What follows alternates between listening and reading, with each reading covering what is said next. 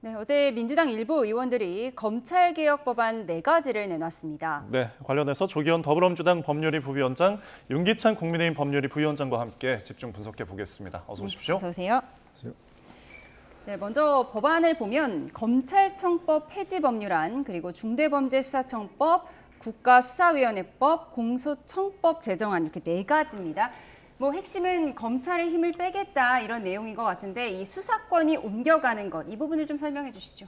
네, 검찰의 힘을 빼겠다가 아니라 이제 계속 민주당이 추진해왔던 수사와 기소의 분리를 완성하는 개혁 법안들입니다. 이 수사는 이제 8대 중대수사 주요 범죄 수사를 이 중대범죄수사청에서 하고 이미 경찰에서 국가수사본부에서 일반적인 사건들을 하고 있기 때문에 8개 중대범죄, 내란, 외환, 마약 등에 대해서만 중대범죄청이 수사하게 하고요. 기존의 검찰청이 하던 역할은 이 공소청에서 공소 제기와 유지만 하도록 하겠다는 겁니다. 수사와 기소를 완전히 분리하는 것이고요. 그래서 이제 기존의 검사들은 공수청에 가서 검사로서 기소나 이 공소 유지 업무를 하든지 아니면 중수청에 가서 수사관으로서 수사 업무를 하든지 이런 식으로 재배치되는 상황이 될 것 같습니다. 이 기소 분리라는 것에 대해서 굉장히 우려가 있지 않으십니까? 저는 이렇게 하는 이유를 잘 모르겠는 게 첫 번째는 일단 형소법을 다 고쳐야 돼요. 형소법에 보면 검사와 사법경찰 관리, 그러니까 경찰이 수사를 서로 간에 보완하고 견제하는 이런 형식으로 돼 있거든요. 이걸 먼저 고쳐야 되는데 지금 만드는 것부터 하고 찢는 것부터 먼저 하시잖아요. 이거 앞뒤가 안 맞는 부분이고, 그다음에 첫 번째는 이 표지가리 같아요. 중수청이라는 부분이 검찰청의 수사 기능을 글로 옮기는 거거든요. 그러니까 결국은 법무부 산하 법무부 외청으로서 약간의 준사법기관으로 독립적으로 움직이는 검찰을 갖다가 표지가리 해가지고 똑같이 행안부 산하로 넣는 거예요. 그다음에 국가수사위원회라는 어찌 보면 정치적인 기구, 전 그렇게 보거든요. 정치적인 기구를 통해서 아예 종속시키는 거죠. 자, 이러면 국민들 입장에서 보면 검경의 서로 보완적인 거를 통해서 국민들이 이득을 취하고 있는 상황이거든요, 지금은. 그런데 이걸 통해서 이득을 취하는 사람들은 정치인들뿐이 없어요. 사실상 검찰의 수사를 못 받도록 감시, 견제 또는 종속적지로 옮기는 거거든요. 저는 그래서 이거를 물론 대통령은 아직까지 여기에 대한 의사표현을 하고 계시지 않지만 이게 국민을 위한 입법으로 보이지는 않고 또는 수사기관의 수사 효율성에도 안 맞는 것 같고 그다음에 형소법과의 체계도 안 맞는 것 같고 헌법에 검찰총장의 직위가 들어있거든요. 그거와도 안 맞는 것 같고 어쨌든 상당히 더 다듬어져야 되겠다라는 생각이 들고 마지막으로 경찰과 검찰은 상호 견제와 보완으로 가야 되는 거거든요. 그런데 이렇게 되면 국가수사본부는 따로 있는 거고요. 중수청도 따로 있어요. 근데 둘 다 행안부 산하입니다. 이거의 관계를 굳이 그러면 중수청을 만들 이유가 없는 거죠. 국가수사본부라는 경찰의 강력한 수사기구가 있는데 중수청을 따로 만들어서 뭐 하자는 건지 모르겠습니다. 그러니까 앞뒤가 안 맞고 오히려 만약에 이걸 진짜 개혁한다고 그랬으면 국가수사본부를 아예 법무부로 옮기든가 이런 식의 어떤 시스템적인 변화를 추구해야 되는데 뭔가 찢어서 서로 기능을 못하도록 만드는 것 같다라는 생각을 해요. 찢어놓고 기능을 못하게 하는 효율성이 없는 방안인 것 같다라고 비판을 하셨는데 사실 윤 전 대통령 파면 전에 이 공수처 수사권 갖고 논란이 있지 않았습니까? 그럼 지금 나온 이 4가지 법안이 정리된 법안이라고 봐야 할까요? 아니면 아직 정리되기 전인 개별 의원들의 의견 정도로 봐야 할까요? 이 법안이 어제 오늘 갑자기 만들어진 법안이 아닙니다. 이미 2020년 검찰 개혁 당시부터 중수청 설치법이라든가 수사기소를 분리해서 검찰은 공소 유지만 담당하도록 하는 법안들이 이미 마련돼 있었습니다. 이제 가다듬는 과정이었죠. 그래서 중수청을 어디 소속에 둘던지 당시 만들었던 법률 안에는 이 국무총리실 산하로 두는 것으로 돼 있었는데 그럴 경우에는 또 총리 기능이 너무 강화되는 게 아니냐라는 문제 제기가 있었고 그래서 이제 수사 기능은 아예 행안부, 공소 유지 제기 기능 법무부, 공소청 이런 식으로 나눴고요. 실제 법률안의 구체적 내용들을 보면 수사와 기소의 어떤 이 효율성을 가장 적절하게 구현하도록 해놨습니다. 그리고 수사 관할 관련해서 문제가 생길 경우에 대비하기 위해서 국가 이 수사위원회를 설치하는 거 아닙니까? 그 위원회를 통해서 관할에 관련된 사건을 정리하고 어떤 수사에 문제가 발생했을 경우에 그걸 통제할 수 있는 기능을 부여했기 때문에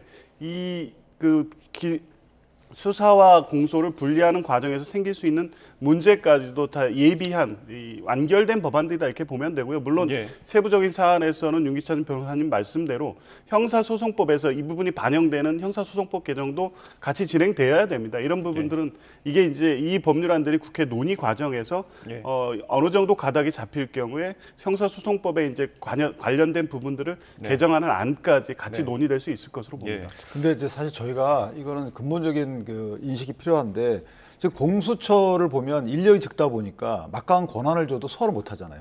그러니까 공수처가 담당하는 것은 사실 있는 분들에 대한 범죄에 대해서 공수처가 전적으로 수사를 할 수 있는 역량이 있어야 되는데 인력과 노하우가 없는 거잖아요.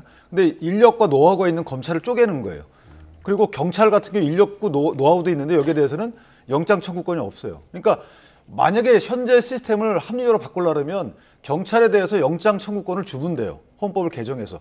그거 하나면 전 다 해결된다고 봅니다. 예. 근데 지금 검찰이 경찰이 신청하는 영장을 막고 있다 뭐 이런 오해가 있기 때문에 예. 수사가 효율적으로 진행이 안 된다는 거잖아요. 그러니까 이런 막힌 병목 현상 하나만 뚫으면 될 것을 이렇게 굳이 그 잘라가지고 공수처의 잘못을 또 반복한다. 저는 상당히 우려가 되는 부분이죠. 예. 근데 이게 마치 다른 이 법제 다른 국가의 어떤 사례가 없는 것처럼 돼 있는데 우리나라의 이 수사기소권을 검찰이 독점하는 구조 자체가 이 비정상적인 것이었죠.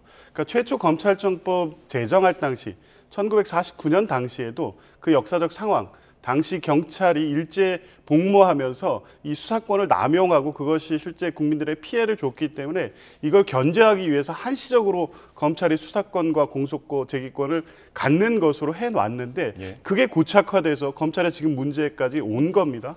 이제 바꿀 때가 된 거고요. 그래서 검찰 개혁에 대한 요구는 당초에 원래대로 이제 돌려놓는 것이다. 수사 기소는 같이 갖고 있을 때 발생되는 문제가 많았기 때문에 정상화시키는 과정이다. 이렇게 설명드리겠습니다. 알겠습니다. 마지막으로 예, 짧게 한번 말씀드리면, 해주실까요? 네. 근데 이게 이제 지금 물론 효율적으로 수사 기능이 활성화돼야 되는 건 맞는데 예. 지금 이 연역을 보면 쭉 이런 문제가 대두되는 시기를 보면 정치인들의 수사 내지 현 정권에 대한 수사가 불거질 때마다 이랬던 거잖아요. 네. 그러니까 국민을 향한 어떤 메시지가 있는 게 아니고 정치인들의 수사에 대해서 보복성이거나 아니면 앞으로 할 수 없도록 만드는 거기 때문에 이게 국민적인 어떤 요구하고는 전혀 관련이 없어요. 예. 그러니까 제가 상당히 아쉽게 생각하는 부분은 오히려 국민적 요구는 영장 청구권을 경찰에 주라. 이 정도 하나면 다 시스템적으로 해결될 것을 지금 보면 공수처도 그렇고 그다음에 경찰도 그렇고 검찰도 그렇고 서로 상호 견자에 잘 마련해 놓은 것을 예. 굳이 지금 다시 쪼개가지고 수사 기능을 훼손시키는 거 예. 이거는 조금 더 민주당에서 의원님들이 고민할 필요가 있다. 알겠습니다. 이 정치권에 따라서 검찰이 조금 흔들리는 부분에 대해서 그 부분에 대해서 이제 부작용을 서로 우려하시는 건 공통된 것 같습니다. 자, 다음 주제 좀 이야기 나눠보겠는데 이 3대 특검법이 이제 공포가 되면서 인선 작업이 시작이 됐고 오늘 이제 민주당, 조국혁신당이 각각 3명씩 추천을 했습니다. 어떤 분들인가요? 일단 민주당에서 추천한 분은 내란 특검의 조은석 전 이 감사원장 권한대행이죠. 그리고 민중기 전 서울중앙지법원장 또 이 해병대원 특검법 관련해서 이윤재 명지대 교수. 이윤재 교수 같은 경우에는 검찰 출신인데요. 지금 교수로 재직 중입니다. 조국혁신당에서는 이제 세 분을 또 똑같이 추천했는데 한동수 검찰부장 뭐 많이 언론에 등장하시는 분이고 또 심재철 검사 또 이명현 이 군 검찰단 출신입니다. 그러니까 대개 이제 거론되던 분들이 각 당에서 추천이 됐고요. 예. 그 특검, 그러니까 내란 특검, 김건희 특검, 순직해병 특검법에 맞는 이 그 특검 후보들을 각 당에 추천해서 예. 6분 중에 이제 각 특검당 2분씩이 올라간 건데 대통령이 이제 최종 임명하게 됩니다. 아마 어떤 분을 임명해도 지금 특검이 목적하고 있는 이 내란과 김건희 여사 관련 의혹, 해병대원 순직과 관련된 의혹에 대한 수사를 하는데 적격하다고는 보여집니다. 아마 예. 대통령께서 이 6분 중에 3분을 최종 3일 안에 임명하시게 될 것 같습니다. 예, 국민의힘이 완전히 배제된 상태에서 범여권이 추천한 인물들입니다. 뭐 하실 말씀 있으실 것 같아요. 그러니까 저희가 배제된 것도 문제고 배제됐으면 조금 더 그 이분들의 이력이나 경험상 정치권 내지 전 정부와 얽히지 않은 은원이 얽히지 않은 분들로 추천했어야 되는데 여기서 그 군법무과 출신 그분 빼놓고는 사실 전부 다 정치권하고 얽힌 분들이에요. 일단은 조은석 감사위원의 경우에는 상당히 문제가 많았잖아요. 그러니까 시끄러웠죠. 전현희 그 전 국민권익위원장 감사 관련돼서도 사실 사사로운 어떤 변호인 정도의 역할을 하지 않았냐라는 문제제기가 있을 정도로 예. 시끄러웠고 그다음에 민준기 전 중앙지법원장 같은 경우에는 이제 우리법 연구회 출신 창립 멤버입니다. 인권법 연구회인지. 그리고 이분이 그 당시에 2017년도인가요? 그때 아마 양승태 그 사법파동 때 이분이 조사위원장을 맡았어요. 그러니까 상당히 어쨌든 정치권에 사실상 발을 들여놓은 것이고, 그다음에 그 누구죠? 심재철 전 그 남부지검장 이분도 한동훈 전 장관하고 동기잖아요. 그런데 윤 전 대통령과의 어쨌든 악연이 좀 있죠. 그 당시에. 자, 이런 분들로 이루어졌다는 거죠. 그래서 이 부분이 과연 특검으로서 수사를 하실 때 과연 그 경험치에 대해서 이걸 완전히 무시하고 갈 수 있을 것인가에 대한 소위 말하는 중립성에 대한 문제 제기가 있는 것이죠. 그래서 예. 뭐 대통령이 어떤 분을 골라서 각 임명할지 모르겠지만 어쨌든 심히 우려스럽다. 왜냐하면 특검이라는 것이 정치적 중립성 내지 공정성을 담보하기 위해서 예외적으로 발동하는 것인데 이분들의 이력 등을 볼 때 과연 그것을 담보할 수 있을까라는 데에서 심히 우려됩니다. 예, 정치 특검에 대한 또 우려를 나타내 주셨습니다. 예. 그런가 하면 이재명 정부의 첫 민정수석 오광수 수석을 둘러싼 의혹이 추가돼 논란이 이어지고 있습니다. 네, 차명 부동산에 이어 차명 대출 의혹이 제기가 됐는데요. 자세히 들여다보시죠. 네, 오광수 민정수석이 부장검사로 재직하던 2007년 지인에게 저축은행에서 15억 원을 대출받게 하고 그 돈은 오 수석 본인이 사용한 거란 사실 확인서를 작성한 것으로 알려졌습니다. 그런데 해당 저축은행 사주가 실제 돈을 빌린 사람은 자신이라며 갚겠다고 나섰다는 내용까지 전해졌는데요. 국민의힘 소속 한 시의원은 오늘 금융실명법 위반 등으로 오 수석을 고발하기도 했습니다. 네, 앞서 아내 명의의 부동산을 친구 이름으로 돌려서 차명 관리를 했다는 의혹이 제기가 됐었는데요. 이 해당 토지는 오 수석이 검사장으로 재직하던 2012년부터 2015년까지 공직자 재산 신고에도 빠졌습니다. 이에 대해 오광수 민정수석은 송구하고 부끄럽다고 밝히기도 했습니다. 네, 대통령실은 일부 부적절한 처신이 있었다면서도 오 수석이 안타까움을 잘 표현하고 있다고 밝혔습니다. 거취 여부에 대해서는 직접적인 언급은 피했는데요. 이런 가운데 의혹을 바라보는 여당 내 시선 엇갈리고 있습니다. 들어보시죠. 외향적으로 외피적으로 매우 부적절하고 예. 이것이 앞으로 이 국민주권정부 인사검증의 바로미터가 될 것이다. 본인이 합리적 설명이 불가능하다거나 예. 본인이 봤을 때 스스로 떳떳하지 못한다면 이제 본인이 예. 결정해야 될 문제고. 본인이 그 잘못을 시인을 했고 또 국민 앞에 사죄를 했지 않습니까? 특히 지금 임기를 이제 막 시작한 상태에서 조금 국민이 이제 좀 기대하는 그 역량을 보여줘야 할 시점이기 때문에 약간 관대한 마음으로 좀 지켜봐 주시면 좋겠다는 개인적인 소망을 가지고 있습니다. 매우 부적절하다 혹은 관대한 마음으로 좀 지켜봐달라. 당내에서도 조금 시선이 갈리는 것 같습니다. 뭐 그렇죠. 어쨌든 부적절한 처신이 있었다는 건 확인된 것이고요. 예. 부적절하다 정도를 넘어서 사실은 현행법 위반인 점도 뭐 부인할 수 없는 상황입니다. 그럼에도 불구하고 이제 막 출범한 대통령이 검찰개혁이란 특별한 이 목표와 과제를 들고 이 낙점한 인사를 과연 이제 직을 배제할 정도의 이제 큰 하자냐, 국민께서 뭐 수용해 줄 수 있을 정도이냐에 대한 고민이 좀 있는 것 같습니다. 그래서 예.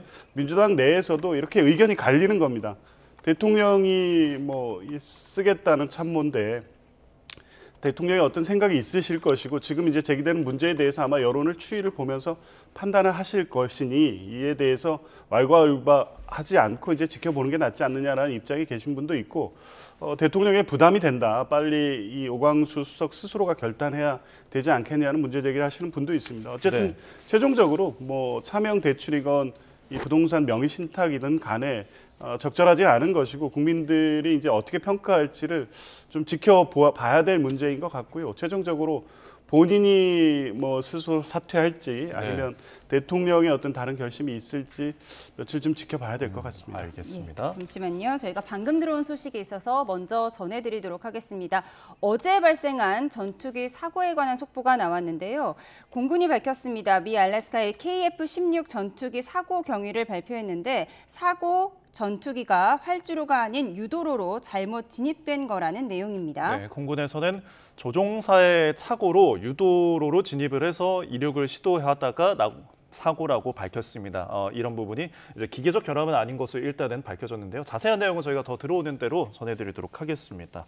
자, 저희는 지금 전국대담 이어가도록 하겠습니다. 지금 이제 오광수 민정수석의 그럼 이제 거치는 어떻게 결정이 될 것인가라는 전망 어떻게 보십니까? 글쎄요, 뭐 참모니까 이제 대통령께서 알아서 판단하시겠죠. 근데 예. 이 정도의 이제 어떤 논란에 대해서 저희 입이 아파요. 왜냐하면 이 논란은 그 알아서 판단하시면 됩니다. 예. 이게 과연 공직자로서 적정한지 여부에 대해서 이걸 다툼의 대상이 저는 아닌 걸로 보여지거든요. 그러나 오광수 그 변호사님에 대한 법적의 평은 좋아요. 그런데 문제는 지금 밝혀진 그 명의신탁, 부동산 명의신탁 부분은 이제 본인도 인정하는 거잖아요. 예. 그런데 저 부분이 일단 동기가 속 좋지는 않잖아요. 공직자에 있으면서 이주택을 피하기 위해서 그랬다 그러면 세금을 탈루하신 거잖아요. 그죠?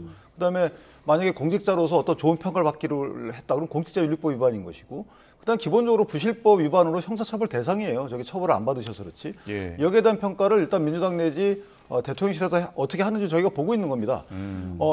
이전에 민주당은 우리 저 정부 때 이렇게 하셨는데 왜 이렇습니까?라고 해봐야 그 의미가 없는 것이고, 또 하나 이제 사명 대출 과정을 보더라도 좀 이례적이에요. 왜냐하면 오광수 민정수석이 만약에 차명 대출을 친구한테 의뢰할 때 예. 차주는 내가 되고 돈을 빌린 사람 내가 되고 보통은 친구의 부동산을 담보로 제공해줘 이렇게 하거든요. 예. 그럼 왜냐하면 이제 담보가 있어야지 대출이 좀 많이 되니까. 예. 그런 경우는 제가 많이 봤어도 아예 대출 명의자까지 친구 당신이 빌려 당신 부동산을 담보로 잡고 이렇게 하는 경우는 처음 봤고, 두 번째는 여기에다가 여기까지도 좋다고 쳐요. 그런데 나중에 저축은행 사주가 나와서 사실은 내가 실제 빌린 사람입니다. 그래놓고 오광수 그 변호사님의 그 대출금 채무를 일부 갚아줘요. 이것도 굉장히 이례적 아니겠어요? 저는 이런 경우 처음 봤기 때문에 이게 만약에 관점을 달리한다면 그 대출은행 사주가 정말 채무자가 아닌데도 갚아줬다. 뇌물이잖아요. 그러니까 이게 사실관계가 어떻게 정리될지 모르겠지만 상당히 이례적인 이 상황이다. 이 점에 대해서 이제 오광수 민정수석이 어떻게 밝힐지 모르겠지만 예. 여기에 대한 평가는 야당에서 얘기하기 전에 여당이나 대통령실에서 뭐 알아서 판단했으면 좋겠어요. 예, 이 같은 논란을 논하기가 입이 아프다고 하셨는데요. 네, 거취가 어떻게 결정될지 지켜보도록 하겠습니다. 이제 국민의힘 이야기도 좀 해보도록 하겠습니다. 지금 의원총회가 취소된 소식을 김용태 위원장이 문자로만 통보받았다. 그러니까 비대위원장 패싱 논란까지 일고 있는데 오늘 김용태 위원장 직접 당무감사에 출석해서 조사를 받았다고 하더라고요. 지금 상황 어떻습니까? 그러니까 이제 이게 다 당을 위하는 마음들인데 그 서로 간에 신뢰를 못 주고 있다는 생각이 하나 들고요. 왜냐하면 마치 이제 계파 갈등에서 상대방을 당내 어떤 세력권에서 밀어내기 위한 여러 가지 생각들을 하는 것이 아니냐라는 불신에 기초한 이제 해석들 내지 행보로 보여져요. 그런데 예. 김용태 비대위원장의 경우에는 첫 번째는 의원총회 취소와 관련돼서 당대표격인 비대위원장에게 사전상의 안 했다라는 부분은 권성동 원내대표가 잘못한 부분이죠. 그 부분은 미리 상의를 해서 사실 이러이러한 이유 때문에 이거 안 하겠다라고 해서 일단 했어야 되는 겁니다. 예. 이 부분은 분명히 권성동 원내대표가 잘못하신 거고, 두 번째는 이제 당 개혁과 관련돼서 여러 가지 개혁안을 냈는데 이 개혁안에 대해서 김용태 비대위원장이 설명을 했어요. 처음에 당무감사 관련돼서는 오해를 풀었으면 좋겠다. 이 당무감사 등을 통해서 오해를 푸는 과정이다라고 얘기를 했는데, 그럼 당무감사를 왜 했느냐에 대해서는 또 여러 가지 설이 나올 수 있죠. 예. 당무감사를 굳이 할 필요가 있었는지에 대해서 미리 제가 발표하기 전에 다양한 그 의원들로부터 여론 수렴 과정을 거쳤으면 어땠을까. 그랬으면 최소한 오해는 거치지 않을 거 아니겠어요? 예. 내가 아무리 좋은 의도로 당무감사를 통해서 이전에 있었던 후보 교체 과정에 대해서 털고 가자. 의도는 좋은데 그러면 같이 있던 여러 동료들에게 사전에 이렇게 합시다라고 제안하거나 설득하는 과정이 없었다. 이 예. 부분은 젊은 정치인이 옛날의 구태를 그대로 답습하는 것처럼 보일 수가 있어요. 그러니까 앞서 브리핑을 보면 뭐 누굴 징계하려는 것은 아니고 뭐 국민들에게 진실을 밝히겠다 뭐 이런 의미였다고 밝히긴 했어요. 그렇기 때문에 더욱더 그렇죠. 그렇기 때문에 관련된 사람들에게 사전에 양해를 구했어야 되는 거죠. 예. 알겠습니다. 또 하나는 탄핵 찬반 관련해서도 그것도 마찬가지입니다. 앞으로 당대표 선거로 가게 되면 예. 갈등 구도가 그대로 가게 되잖아요. 그래서 그거를 털고 가고자 하는 김용태 비대위원장의 마음을 알겠습니다. 그래서 예. 조금 더 설득과 의견 수렴 과정을 거쳤으면 더욱더 좋았을 것 같다라는 생각. 알겠습니다. 여론 수렴의 아쉬움에 대해서 좀 짚어주셨는데 지금 박정화 의원은 여유가 지금 당이 없다. 언론마저 좀 막히는 거 아니냐라는 이야기가 나오더라고요. 그 지금 뭐 국민의힘은 대선에 패배한 정당인가 싶습니다. 통상 이런 경우에는 1차적으로 지도부라든가 후보가 책임지고, 지도부는 뭐 사퇴하고 비대위를 통해서 전당대회를 준비하는 이런 게 이제 수순인데 지금 책임 공방을 하는 건지조차도 모르겠고 지금 김용태 비대위원장이 내놓은 소위 말하는 5대 개혁안이 뭐 제3자의 시각에서 보면 지극히 상식적인 거 아니겠습니까? 그때 후보 단일화 과정 한덕수 총리를 사실상 내정해 놓고 국민의힘의 경선 과정을 들러리로 전락시킨 이 과정을 보면서 어떻게 이게 현대 민주주의 정당에서 가능한 일이지라고 생각을 했습니다. 근데 뭐 이 부분에 대한 진상 조사가 필요한데 저는 또 의문인 게 당시에도 김용태 비대위원장 아니었습니까? 본인이 지도부로서 이제 그런 의사 결정이라든가 관련 내용에 대해 알고 있는데 이건 뭐 당무감사로 또 한다는 것도 좀 우스꽝스럽기는 하지만 당 후보 교체할 때는 이제 비대위원장은 아니고 비대위원 중에 한 사람으로서 그렇죠. 뭐 반대표를 던졌다 본인은 그렇게 예, 얘기를 하고 있죠. 지도부의 일원이었기 때문에 어느 정도 사정을 알고는 있을 텐데 이제 그런 문제도 있고 탄핵과 관련돼서 이미 탄핵이 끝났고 파면 결정이 났고 이제 선거가 끝난 마당에 당론을 무효화하는 게 정치적으로 어떤 의미가 있는지는 모르겠습니다. 선회에서 해석하더라도 예. 대통령의 비상계엄이나 이 탄핵에 대해서 명확한 사과나 반성 입장이 부족했다 이런 부분을 인정하기 위한 취지라고 한다면 뭐 당연한 거죠. 이조차도 당내 합의가 이루어지지 않는다고 하면 국민의힘이 과연 대선 패배의 이 문제를 딛고 새롭게 어떤 혁신하고 나아갈 수 있을까? 그 출발부터 완전히 꼬여 있는 것 같고요. 답이 보이지 않는 상황인 것 같습니다. 근데 우리 당이 사실은 이제 민주당이 주실까요? 걸어온 길을 살펴봐야 되는 부분이 있어요. 민주당 같은 경우에는 이재명 당시 당대표 선출 과정에서 룰도 바꾸고 네. 그렇게 해도 아무 문제 없잖아요. 그러니까 각 민주주의가 저게 살아있다고 평가해야 될까 모르겠습니다. 알겠습니다. 국민 내부 상황까지 짚어봤습니다. 지금까지 조기현 민주당 법률위 부위원장, 윤기찬 국민의힘 법률위 부위원장과 함께했습니다. 고맙습니다. 고맙습니다.